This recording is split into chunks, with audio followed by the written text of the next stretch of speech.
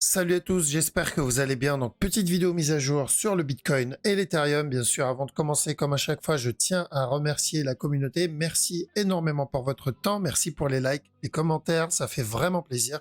N'hésitez pas à me suivre sur Twitter. Vous avez le lien dans la description. Et sans plus tarder, on va attaquer la vidéo. Let's go.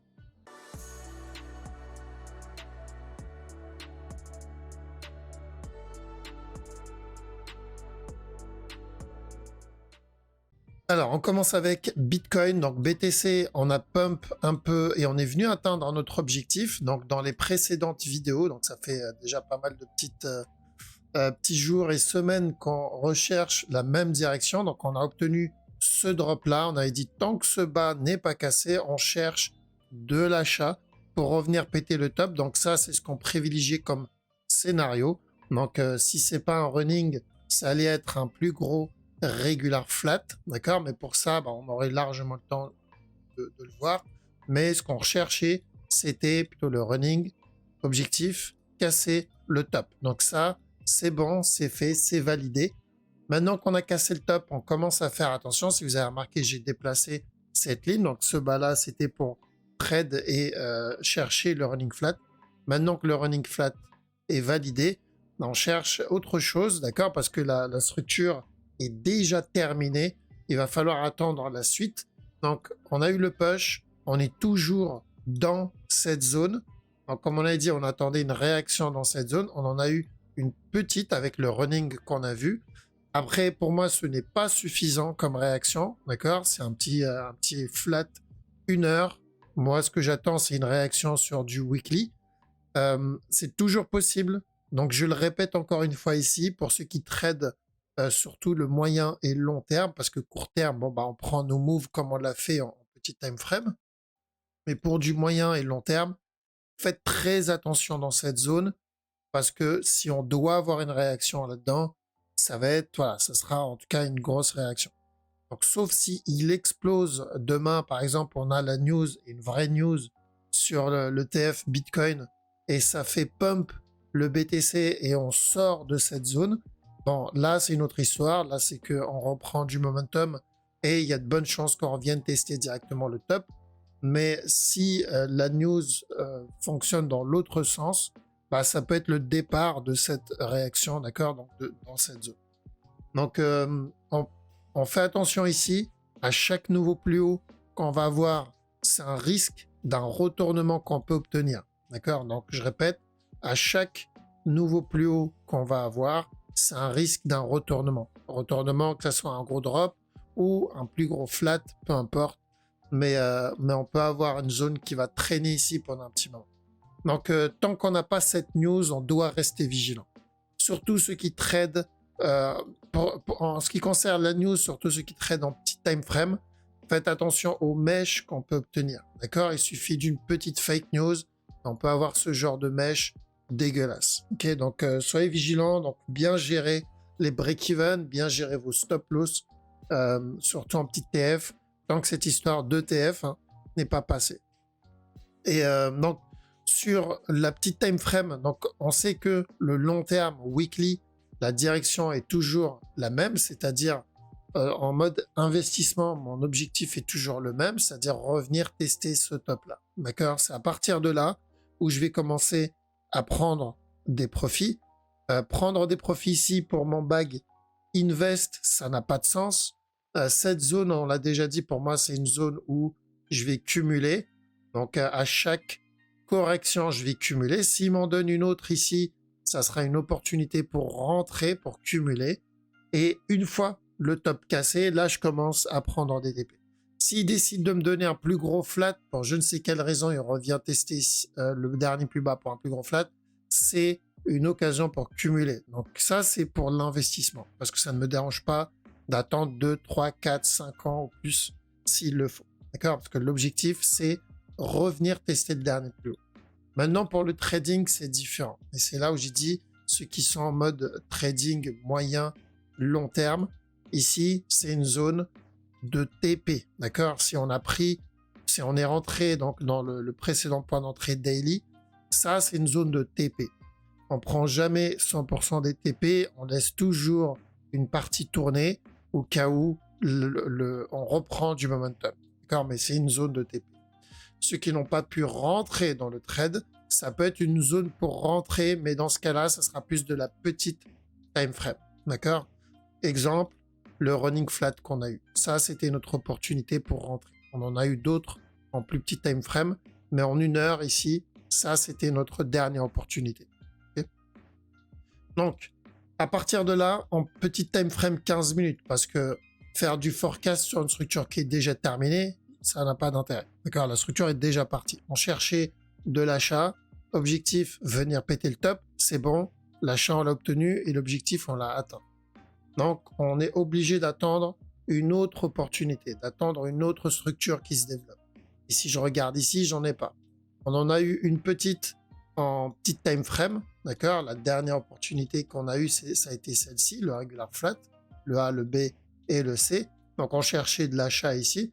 J'avais vu ça donc en privé avec les élèves sur Zoom. On cherchait un buy, on a obtenu le buy et ensuite le retournement. Donc ce retournement, c'est le seul move qu'on a obtenu.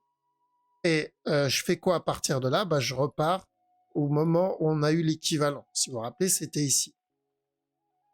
D'accord? C'était là. On a eu ce flat là, et ensuite on a eu un up qui est venu péter le top, et ensuite le retournement. Quand on était ici, on avait dit quoi? On a dit, à partir de maintenant, je vais attendre le B. Je vais attendre la correction de ce retournement, de ce A. Okay? Donc, une fois la correction obtenue, j'attends le C et ensuite le buy. D'accord? Ça, c'était le forecast quand on était dans cette zone. Et on a obtenu le running flat. On a eu le B, on a eu le C et ensuite le buy. Là, c'est la même chose que je vais attendre. D'accord? Sauf sur une time frame inférieure. C'est plus du tout la même time frame. On est sur du 5 minutes, voire du 15 minutes. Donc, on a eu le flag, ici, le flat, pardon, on a eu le up et on a eu le retournement. Donc, pour moi, ce mouvement-là, je le considère pour le moment, tant qu'on n'a pas cassé le plus bas, là, que je vais vous montrer après, je le considère comme un, d'accord? Donc, j'attends déjà de voir le B qui va me faire, quel type de B on va avoir. Une fois le B obtenu, là, je chercherai pourquoi pas le drop, d'accord? Donc, est-ce qu'on va avoir un nouveau plus haut? Bah, pour le moment, je ne vois pas de drop, d'accord? Je ne vois pas de drop, on a un plus haut, mais je ne vois pas de structure de retournement. Je vois une petite perte de momentum sur le move. Je vois qu'on est dans une zone où je risque une réaction dedans, donc je vais faire attention, certes, mais voilà, c'est pas encore baissier. S'il vient péter ce bas, c'est une autre histoire, d'accord? S'il vient péter ce bas, c'est qu'on est en train de commencer une structure de retournement, probablement une nouvelle structure corrective. Okay? Mais ça sera juste une structure corrective d'une time frame supérieure, probablement daily, ce qui est possible. Donc s'il vient péter ce bas, alors là c'est qu'on est en train de commencer notre structure corrective pour ensuite le push, donc daily au lieu de 1 heure. Parce que ce qu'on a obtenu ici, c'était du 1 heure. D'accord? Donc actuellement, si on regarde en petit time frame, donc c'est même pas du 1 heure, hein, ce mouvement qu'on a eu, c'est du 15 minutes. Donc ça concerne que ceux qui tradent la très petite time frame. Donc attention ici, on a eu ce drop, on a eu un up, un petit push vers le bas qui est revenu péter ce bas là, une impulsion. Tant que ce top n'est pas cassé, on peut avoir encore un autre plus bas, d'accord? Et ensuite, on fait attention une fois le bas cassé. Pourquoi? Parce qu'on attend toujours ce B. S'il valide ce running, ce n'est pas suffisant comme B. Donc à partir du moment où le bas il est cassé, là pourquoi pas partir pour le B. S'il décide de venir casser ce top, c'est qu'on est déjà en train d'entamer le B. D'accord? Donc c'est la même analyse. Vous pouvez revenir à la vidéo quand on était dans cette zone. D'accord? C'est exactement la même analyse que aujourd'hui. C'est juste la time frame qui est inférieure. D'accord? Donc pour le moment, qu'est-ce qu'on a? On a potentiellement un running flat ici, un A, un B, un C. Donc ce top n'est pas cassé. Pourquoi pas encore un autre plus bas? Je répète, on fait très attention parce qu'avec l'histoire de l'ETF, il peut y avoir plein de fake news, il peut y avoir plein de FOMO, il peut y avoir plein de FUD et ça peut impacter la structure. Rappelez-vous, je crois le dernier push qu'on a eu, il me semble que c'était ça ou ça, je sais plus. C'était une fake news. Il me semble que c'était un tweet qui a été lancé et au final, c'était pas vrai. Et juste ce faux tweet a fait une grosse impulsion en 1 heure. Ça aussi, c'était une fake news. Soi-disant, ils se sont fait hacker.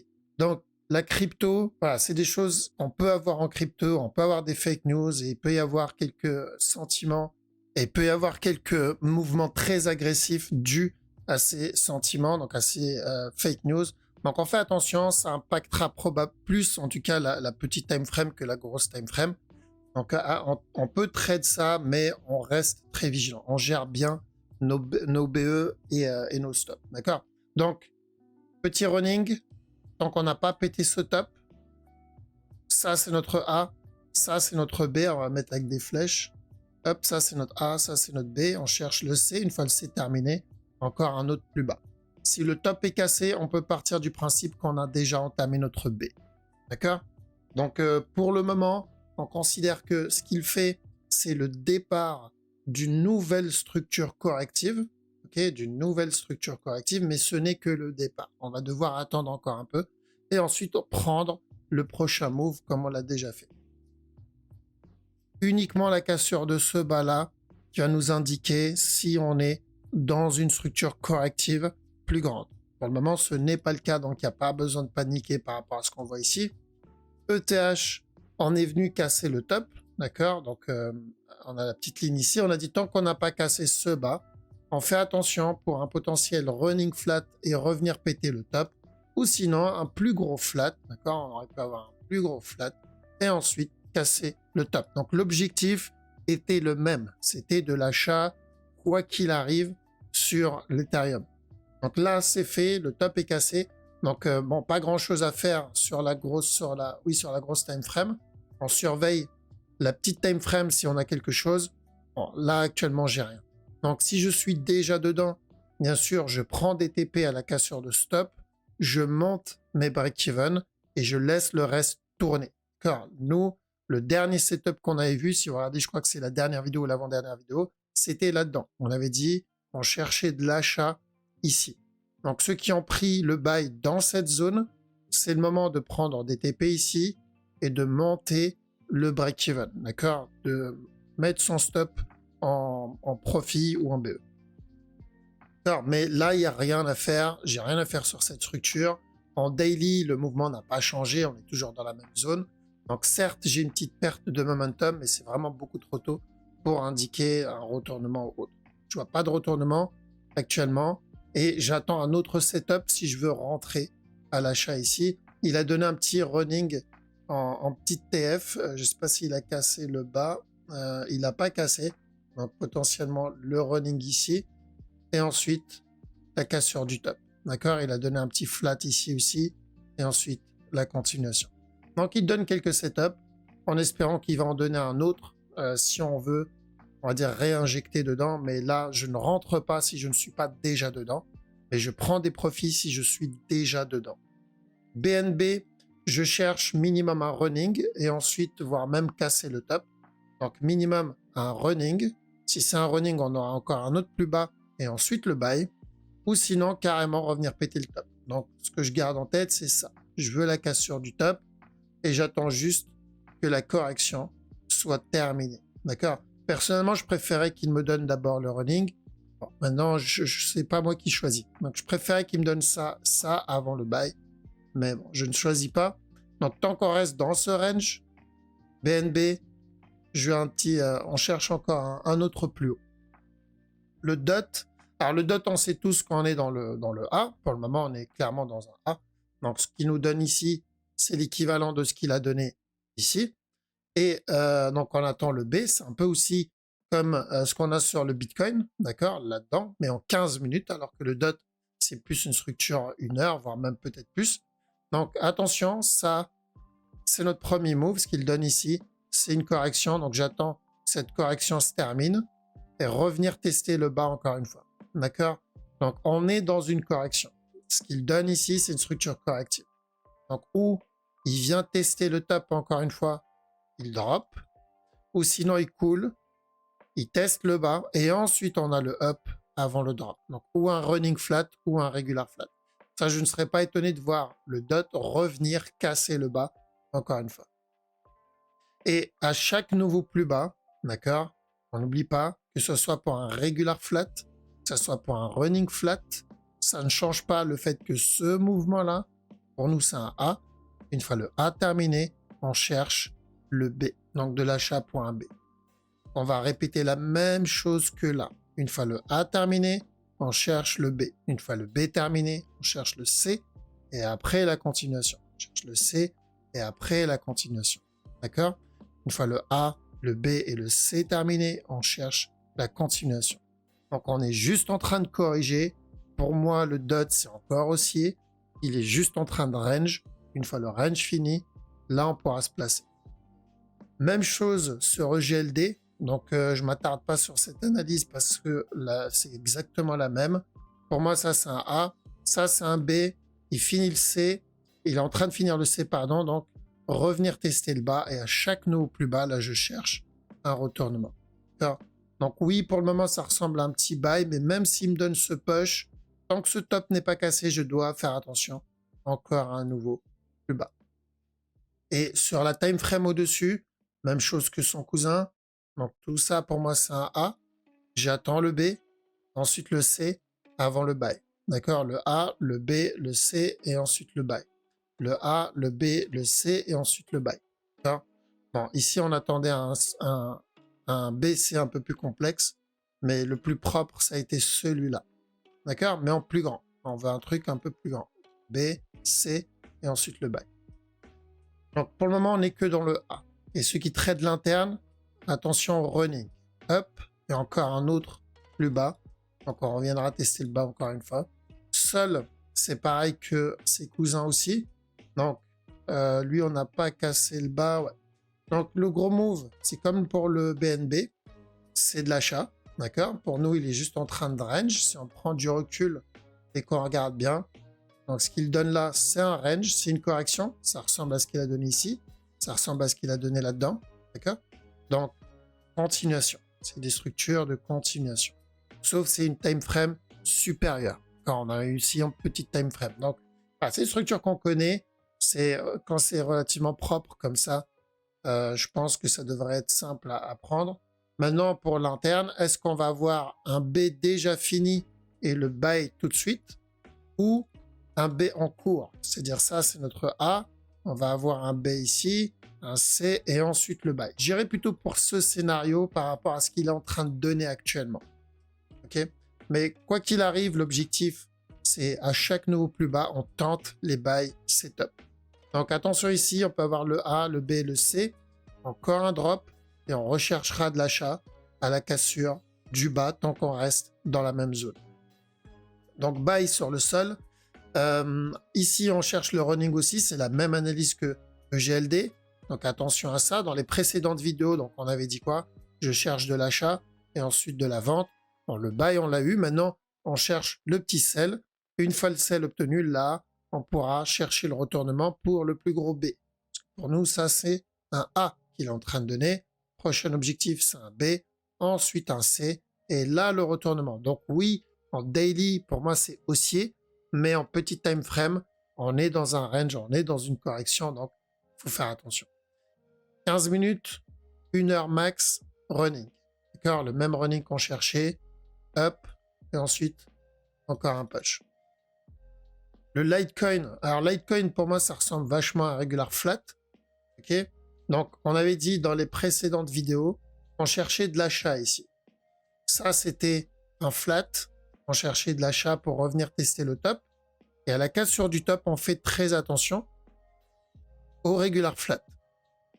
C'est la même analyse. Donc, on a bien eu le up, nickel. Maintenant, on surveille par rapport au regular flat. Donc là, certes, il n'y a pas un seul setup. On peut avoir même un petit flat ici pour revenir tester le top. Mais tant qu'on reste dans cette zone, d'accord, tant qu'on reste dans cette zone, on fait attention à un autre plus bas. S'il s'éloigne de cette zone, c'est qu'on part sur la time frame supérieure. C'est-à-dire si on le voit exploser, c'est qu'on part sur une time frame supérieure, probablement un plus gros B, C avant le push. Mais tant qu'on reste ici, c'est encore baissier. Donc Litecoin, pour le moment, ceux qui ont pris le regular flat qui était plutôt propre à tenter, c'est une zone où il va falloir se payer un peu et faire attention au regular pour le retournement. D'accord, les amis? Donc, on fait attention. Ça va concerner, ce genre de move va concerner uniquement ceux qui traitent la petite time frame. Je pense qu'il y a des trucs intéressants à prendre. Maintenant, pour la plus grosse time frame, ceux qui veulent prendre la structure 1 heure, bon, on a eu l'opportunité là-dedans. Maintenant, il va falloir attendre une autre opportunité ici. N'oubliez pas qu'en weekly, on est dans une zone où on peut avoir un retournement à tout moment. Ok, ça peut être un gros spike dans l'autre sens, ça peut être un range ici, ça peut être pas mal de choses. Donc on reste vigilant. On commence pas à penser à to the moon dans une zone pareille. D'accord? On commencera à penser à to the moon uniquement s'il corrige ou s'il il casse, il explose au-delà de cette zone. Là, ok. Mais tant qu'on est dedans, c'est vigilance. Bien sûr, je vois pas de Bitcoin tout zéro. Hein. Pour moi, c'est toujours haussier. C'est juste qu'on va avoir une réaction, comme on a eu une réaction là, comme on a eu une réaction là. Ça fonctionne comme ça. Le marché bouge comme ça. Il bouge par cycle. Impulsion, correction, impulsion, correction, impulsion, correction, et ainsi de suite. C'est naturel. D'accord? Donc, on attend à une réaction dans cette zone. On reste vigilant, mais on prendra les petits mouvements comme on l'a déjà fait tranquillement. Et on va suivre la structure au fur et à mesure. Ok? Voilà, donc je vous laisse ici. On fera une petite mise à jour vendredi tranquillement. Merci d'avoir regardé la vidéo jusqu'au bout. Prenez soin de vous. Je vous dis à la prochaine. Ciao.